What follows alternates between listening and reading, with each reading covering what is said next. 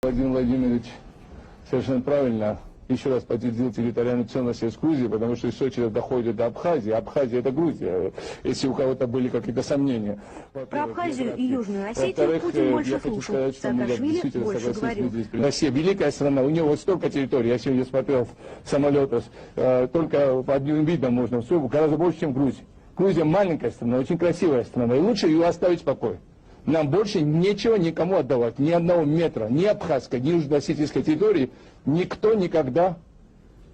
ახლა რაღაცას ვიტყვი და ნაცი ხარო მეტყვიან რა, ანუ ქართული ოცნების პროპაგანდამ ხო ეგ შეძლო, რომ მათგან განსხვავებულს თუ ამბობს, უკვე ნაცი ხარ და ეს ნაცის სიტყვა რაღაც ბოროტებასთან არის უკვე საზოგადოების დიდ ნაწილში ასოცირებული რა, მაგრამ ფეხებზე კიდე არას მეტყვით.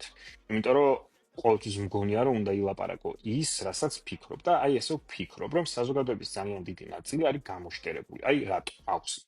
აი ეს განცხადება რომ გააკეთა სააკაშვილმა, მაშინ ახალი მოსული იყო და მე მგონი მისი პრეზიდენტობის პირველივე ვიზიტი იყო მოსკოვში.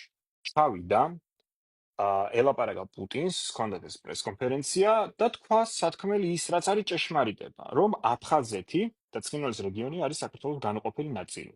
იმის ნაცვლად, რომ ამ პატრიოტული განცხადების გამო საზოგადოება აქ ერთსულოვნად ყოფილიყო აღფრთოვანებული, ამის ნაცვლად საზოგადოების საკმაოდ დიდმა კრიტიკულმა მასამ დაუწყო კრიტიკა და ლანძღვა, რომ შენ პუტინს როგორ აღიზიანებო. ანუ იმან გაგაბრაზათ და გაგაღიზიანათ და აი ამ განცხადებამ არ გაგაბრაზათ და არ გაგაღიზიანათ, თქვენ ცოტა ნორმალურები ხართ, ცოტას აზროვნებთ საერთოდ.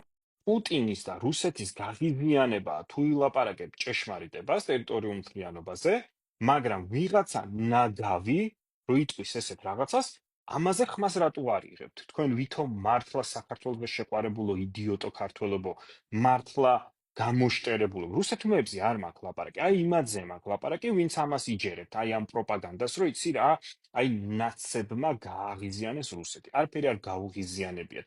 აკეთებდნენ იმას, რასაც ყველა ღირსეული ხელისუფალი უნდა აკეთებდეს.